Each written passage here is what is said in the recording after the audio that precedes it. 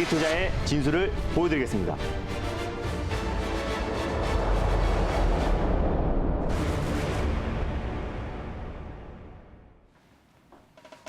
안녕하세요. 달릴까 말까 정수연입니다. 안녕하세요. 엠뱅골드 김진호 매니저입니다. 네, 오늘은 좀 시장이 많이 빠지면서 네. 이렇게 힘을 내기가 좀 힘든 그런 시점인데 그래도 힘을 내서 또 좋은 종목들, 속속들이 잘 골라가는 시간이 되길 기대해 보도록 하겠습니다.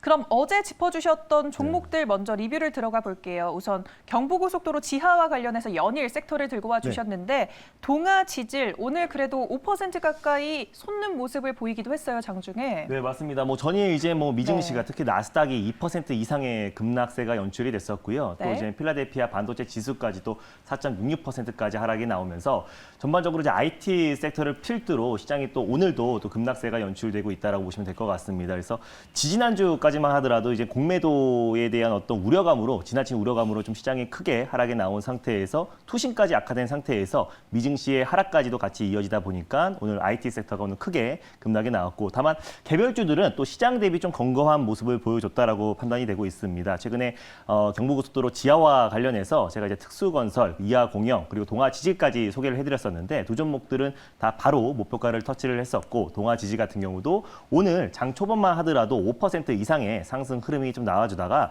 지금 그나마 좀 보합권 내에서 그래도 시장 대비 아주 견고한 모습을 보여주고 있다라고 판단되고 있습니다. 현재는 약보합권 내 흐름 위치돼 있지만은 전일 제가 말씀드린 매수가 그 위에서 위치해 있다라고 판단이 됩니다. 전일 제가 음봉에서 말씀을 드렸기 때문에 현재도 오늘 장중에도 오늘 시장만 좀 견고했다라고 한다면은 어느 정도 또 전일 고점을 좀 돌파할 수 있는 흐름이 충분히 나와줄 수 있을 거라고 판단했는데 네. 시장이 워낙에 낙폭이 크다 보니까 IT 섹터뿐만 아니라 개별주들까지도 좀 시장의 여파로 인해서 조정 흐름이 나와주고 있다라고 판단이 되고 있습니다. 동아지질 같은 경우는 또 이하공영과 특수건설과도 마찬가지로요. 또 이제 꼭 경부고속도로 지하화뿐만 아니라 또 이제 도심철도 지하화 부터 계속해서 우리가 해저터널까지 정책 수혜주로 계속해서 우리가 끊임없이 관심 있게 봐야 된다고 판단되고 있고요. 보유자의 관점에서 당연히 홀딩 관점으로 보셨으면 좋겠습니다. 1차 목표가를 24,000원 라인대를 말씀을 드렸었고요. 돌파 시에 26,500원을 2차 목표가로 말씀을 드렸습니다. 손절 라인대는 19,500원 라인대를 말씀드렸었는데 2만 원 부근대에서 2차 매수, 분할 매수의 관점으로 접근하였으면 좋겠습니다. 네, 알겠습니다. 동아지질 가격 전략 다시 짚어주셨고요. 또 어제 mRNA 관련해서 원료 관련해서 또 아미노로직스를 소개해 주셨어요. 이것도 오늘 시장 여파로 조금은 맞습니다. 밀리고 있는 상황인데 한번 차트 보면서 가격 전략 다시 짚어볼까요? 네, 일단 시장이 조정이 나왔을 때는요. 특히나 이제 전일 강했던 종목들이 낙폭이 조금 더 추가적으로 나오는 경우가 분명히 있습니다. 그래서 네. 전일 제가 말씀드리고 나서 12% 가까이 종가가 좀 끝나면서 오늘 좀 낙폭이 나와주고 있지만 마이너스 3%또 저점을 좀 잡아주고 있는 모습이다라고 판단이 되고 있습니다.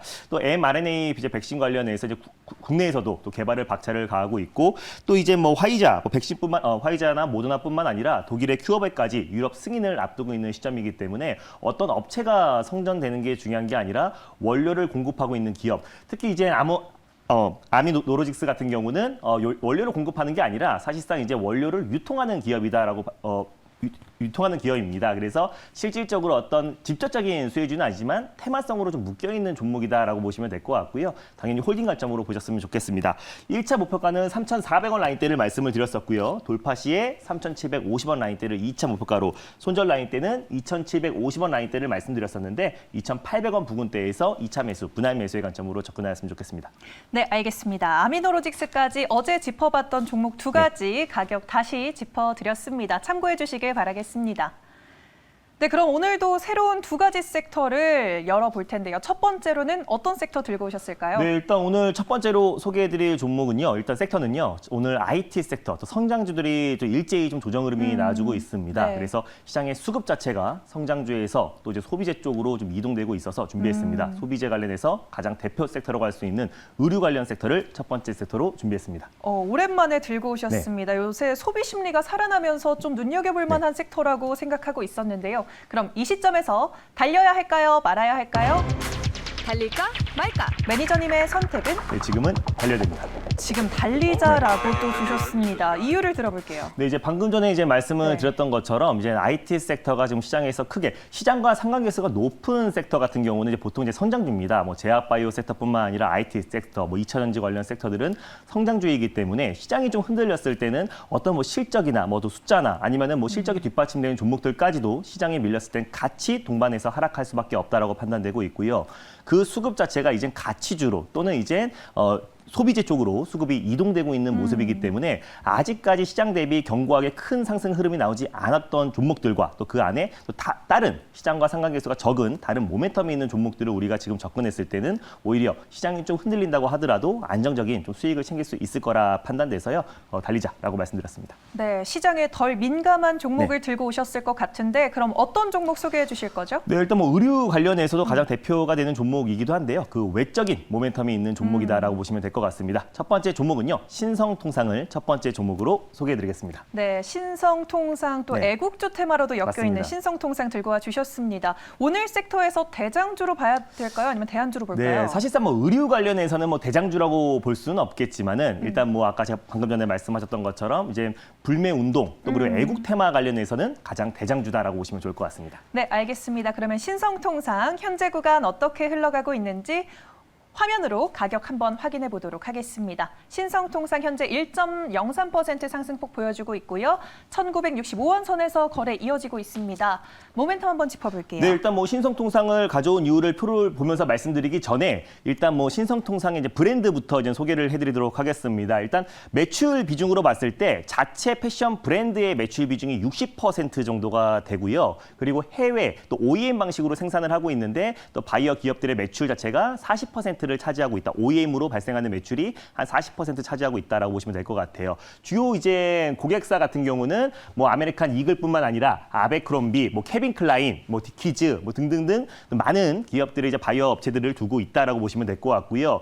최근에 이제 또 월마트까지도 이제 계약을 하면서 코로나 대비해서 또 다른 의류 업체들 대비해서 또 안정적인 실적 성장이 이어지고 있다라고 보시면 될 것 같습니다. 그 안에서 이제 자체 브랜드는 뭐 지오지아가 있고요. 엔드지, 올젠, 에디션 그리고 탑10이 있습니다. 근데 이 중에서 가장 단연 이제 탑10 같은 경우가 다른 이제 5개 브랜드 대비해서 매출액이 가장 높습니다. 그래서 4개 브랜드를 매출을 합친다고 하더라도 탑10의 매출이 거의 독보적이다라고 보시면 될 것 같은데 그래서 이제 미국과 중국 그리고 뭐 베트남에 9곳 해외 법인을 두고 있습니다. 그래서 OEM 방식으로 이제 생산을 하고 있기 때문에 또 많은 또 고객처를 보유하고 있어서 안정적인 실적 성장이 이어지고 있고 특히 뭐 작년에 재작년부터 2019년부터 이어졌던 한일 간의 갈등이 계속 이어지고 있기 때문에 또 반사 이익으로도 계속해서 뭐 꾸준한 상승 흐름이 나아지고 있다라고 보시면 될 것 같아요.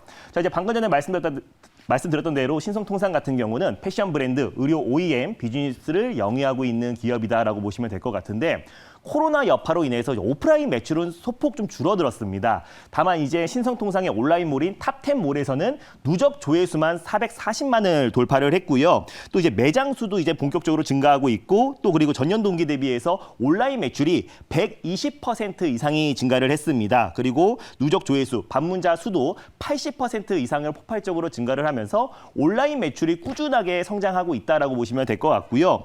또 오프라인 매장 수도 마찬가지로 이제 그 반사 이익 또 이제 불매 운동이 계속해서 이어지면서 유니크로의 이제 반사 이익으로 이제 탑10의 매출이 계속해서 증가하고 있었었는데 2019년 6월 달에 매장 수가 269개 정도의 가맹점이 있었었는데 2020년도 기준으로 425개 거의 2배 가까이 이제 큰 폭의 또 성장세가 이어지고 있다라고 보시면 될 것 같습니다.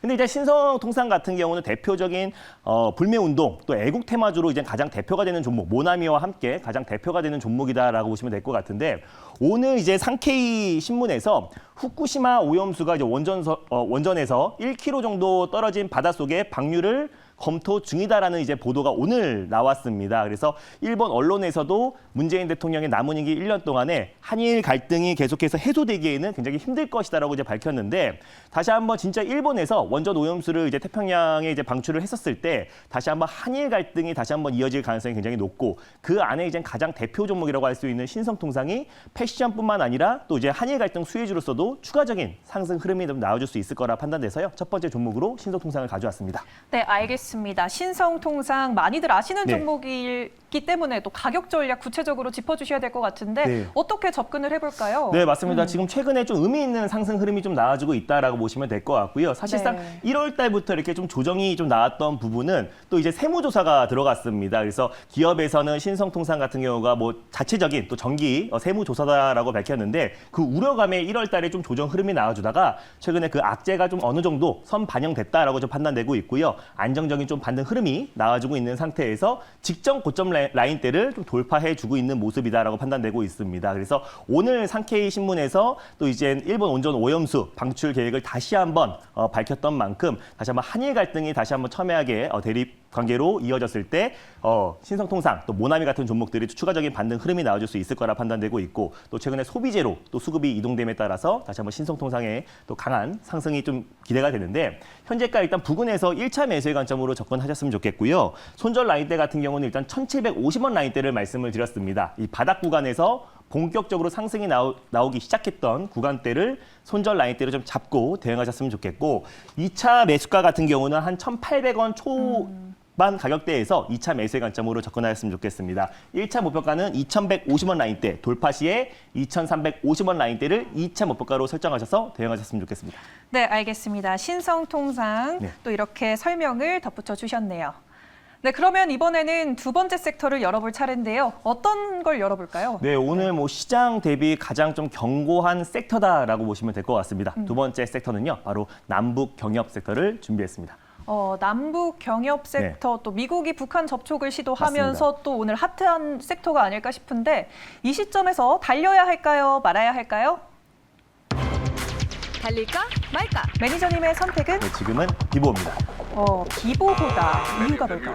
네, 일단 뭐 미국 정부에서 이제 새로운 대북 정책 내용을 설명하겠다라는 이제 북한에다가 제안을 했는데 네. 북한에서 이제 긍정도 부정도 하지 않은 잘 접수했다라고 이제 답신이 왔습니다. 근데 다다음 주에 있을 4월 21일 날 이제 한미 정상회담을 앞두고 일단 뭐 북한 또한 계속해서 침묵으로 일관하다가 처음으로 잘 접수했다라는 발언이 나왔는데 사실상 이제 정권이 바뀐 상태에서 계속해서 대화를 하지 않고 침묵으로만 일관하기에는 좀 힘들 것이다라고 판단되고 있고요. 한미 정상회담에서 어떤 이제 북한 해법이 도출되었을 때는 북한에서도 어느 정도 좀 대화의 여지가 나올 가능성이 굉장히 높다. 그래서 바톤업 방식으로 또 이제 실무진부터 대화의 연결고리가 다시 한번 시작됐을 때 다시 이제 뭐 남북 간에 또 이제 한반도 평화 프로세스가 다시 한번 가동될 수 있을 거란 기대감이 계속 이어질 수 있고요. 네. 그래서 문재인 정부도 지금 남은 임기가 1년도 안 남은 상태이기 때문에 다시 한번 또 한미 간에 또 그리고 남북 간에 다시 한번 또 대화 물꼬를 또 틀 가능성이 굉장히 높다라고 판단되고 있어서 당분간 그 기대감은 계속 이어질 수 있을 거라고 판단돼서요. 남북 경협주 그 안에서 선별적으로 대응하자는 의미에서 비보로 말씀드렸습니다. 네, 금방 화면을 보니까 오늘 네. 남북 경협주 좀 빨간불을 많이 켜고 네. 있는 것 같은데 그럼 어떤 종목을 들어가 보면 좋을까요? 네, 일단 오늘 두 번째로 소개해드릴 종목은요. 남북 경협주 안에서 가장 대표가 될 수 있는 대아티아이라는 종목을 두 번째 종목으로 소개해드리겠습니다. 네, 대장격으로 들고 네. 오신 것 같고요. 대아티아이 소개해 주셨습니다. 그러면 현재 구간 어떻게 흘러가고 있는지 현재가를 확인해 보도록 하겠습니다. 7%가량 상승하고 있고요. 6,100원 선에서 흐름 이어가고 있습니다. 어떤 재료들이 있을까요? 네, 일단 뭐 대아티아이 같은 경우는 철도 신호 제어 시스템, 지능형 교통 시스템 전문 업체다라고 보시면 될 것 같은데 4차 국가 철도망 계획의 가장 대표가 되는 종목이다라고 보시면 될 것 같아요. 2025년도까지 45조 원의 예산을 편성해서 디지털 뉴딜 관련 정책 안에서도 스마트 철도의 예산이 10조 정도 편성이 돼 있습니다. 그거 외에도 GTS 연장선, 또 3기 신도시의 또 철도 연장 관련해서 가장 또 대표가 될 수 있는 종목이 또 대아티아이다라고 판단되고 있고요. 사실상 대아티아이 같은 경우는 2018년도에 남북 정상회담이 처음으로 했을 때도 가장 강하게 상승이 나왔던 섹터가 대아티아이였고 가장 대장주라고 보시면 좋을 것 같습니다. 그래서 한동안 그 한미 간의 또 이제 하노이 회담 결렬 이후에 2년 가까이 지금 대화가 멈춘 상태인데 이번에 한미 정상회담 이후에 어느 정도 대화의 물꼬리 튀었을 때 가장 또 탄력적으로 상승이 나올 수 있는 종목이 철도 섹터고 그 안에 대아티아이가 가장 탄력적으로 강하게 상승이 나올 수 있을 거라 판단돼서요. 두 번째 종목으로 대아티아이라는 종목을 가져왔습니다. 네, 알겠습니다. 그런데 지금도 뭐 7, 8%대 네. 조금 뭐 접근하기는 부담스러운 자리일 수도 있을 것 같은데 어떻게 네. 들어가 볼까요? 뭐 사실상 뭐 오늘 뭐 7%대 상승 흐름이 나와주고 있지만요. 이제 네. 바닥 구간에서 처음으로 좀 돌아나가는 자리다라고 판단되고 있습니다. 이미 뭐 급등이 나와주고 기대감들이 충분히 선반영된 자리가 아니라 오늘 뉴스 보도가 나온 이후에 이제 어느 정도 대화에 대한 기대감이 다시 한번 이어지면서 바닥 구간에서 처음으로 상승 흐름이 나와주고 있다라고 판단되고 있고요.